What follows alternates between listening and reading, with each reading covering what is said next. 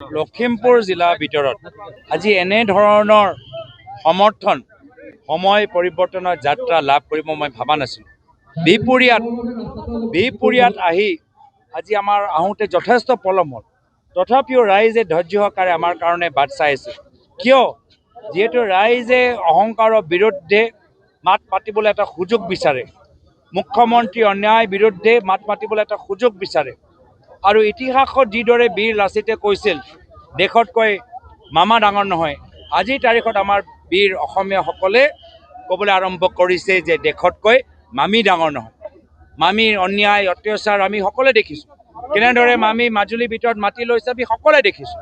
আৰু এই সময়ত ৰাইজে নিজৰ কথা ক'বলৈ যে ভয় কৰে, কংগ্ৰেছক দেখিলেই তেওঁলোকৰ ভয় নাইকিয়া হৈ যায়। আমি এটা ভয়মুক্ত অসম আমি সৃষ্টি কৰিবলৈ বিচাৰোঁ, য'ত যি অসমৰ ভিতৰত এটা এখন উৎপাদনশীল প্ৰগতিশীল সমৃদ্ধিশীল সমাজ আমি গঢ় দিব পাৰোঁ।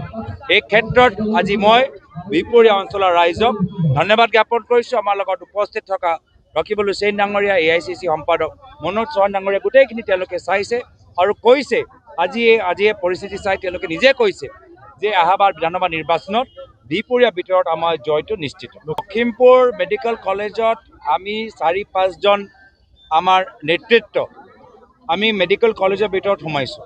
তাত বিজেপি কৰ্মীখিনি কিয় সোমালে? আমি সোমাইছোঁ চিকিৎসাৰ ওপৰত বুজ ল'বলৈ, ৰাইজে আমাৰ কাণত যি কথাবোৰ কয় সেইখিনি কথা বুজিবলৈ। লখিমপুৰ মেডিকেল কলেজত বিজেপিয়ে কিয় সোমালে? তাৰে এইটোৱে প্ৰমাণ যে তেওঁলোকে ৰোগীৰ বাবে চিন্তা নকৰে, চিকিৎসকসকলৰ বাবে চিন্তা নকৰে।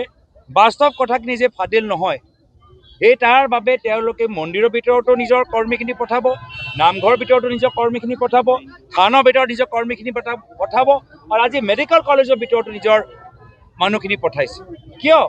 কি আমি এটাই কথা ক'বলৈ বিচাৰোঁ যে ইমানবোৰ মেডিকেল কলেজ সৃষ্টি কৰাৰ পিছতো কিয় অসম আজি চিকিৎসা ক্ষেত্ৰত ভাৰতৰ শীৰ্ষ 5টা ৰাজ্যৰ তালিকাৰ ভিতৰত নহয়, ভাৰতৰ তলৰ পৰা 5টা ৰাজ্যৰ তালিকাৰ ভিতৰত অসমৰ নাম আমি দেখা পাইছোঁ। এইখিনি কথা যে আমি আজি তথ্যকাৰে আৰু নিজে ভ্ৰমণ কৰি আমি বুজি পাইছোঁ যে কিয় এনেকুৱা এটা অৱস্থা।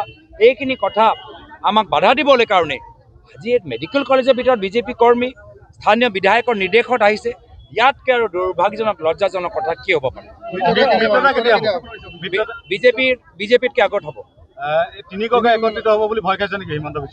হিমন্ত বিশ্ব শৰ্মা ডাঙৰীয়া জনসাধাৰণৰ যে কণ্ঠ মুকলি হৈ গ'ল, হিমন্ত বিশ্ব শৰ্মা ডাঙৰীয়া যে দেখিছে জনসাধাৰণৰ মাজৰ পৰা ভয় নাইকিয়া হৈ গৈছে। হিমন্ত বিশ্ব শৰ্মা ডাঙৰীয়া অসমৰ ৰাইজ আৰু পৰৱৰ্তী সময়ত তেওঁলোকৰ অপৰাধৰ বাবে যি অসমৰ ৰাইজৰ প্ৰশ্ন যি উত্তৰ দিব লাগিব, সেই পৰিস্থিতিৰ পৰা ভয় কৰিছে। ৰাইজৰ দলে ক্ষোভ প্ৰকাশ কৰিছে কিন্তু মিত্ৰতা দেৰি হোৱাৰ কাৰণে। মই তেওঁলোকৰ আজিৰ তাৰিখত যি মই কথা শুনিলোঁ, তেওঁৰ পৰা আমি সন্তুষ্টিয়ে মই দেখা পাইছোঁ আজি যি ফেচবুক পোষ্ট দিয়া গ'ল। আৰু এটা কথা ওলাইছে যে ৰকিবুল হুছেইন থকাৰ কাৰণে কালি মিত্ৰতাৰ যিখন সভা হ'ব লাগিছিল সেইখন নহ'লে। কোনে কৈছে? ওলাইছে কথাবিলাক। কোনে ওলাইছে?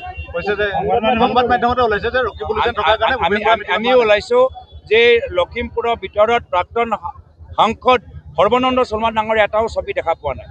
আমি কথা ওলাইছোঁ যে হিমন্ত বিশ্ব শৰ্মা ডাঙৰীয়া কৈছে যদি আমাৰ পৰা টিকেট লাগে তেতিয়া সৰ্বানন্দ সোণোৱাল ডাঙৰীয়াক ওচৰত যাবলৈ মানা আছে। আমি কথা শুনিছোঁ যে হিমন্ত বিশ্ব শৰ্মা ডাঙৰীয়া আজি 6টা জনগোষ্ঠী আৰু জনজাতিসকল বিৰোধী এগৰাকী নেতা, যিজনে সকলোকে বিশ্বাসঘাত কৰিছে। এতিয়া ৰাইজে জানে যে কাৰ কথা সঁচা কাৰ কথা মিছা। এতিয়া চব কথা কেমেৰাৰ সন্মুখত কেনেকৈ ক'ম? আমাৰ সাংসদ ৰকিবুল হুছেইন ডাঙৰীয়া আছে, তেখেতে নিজক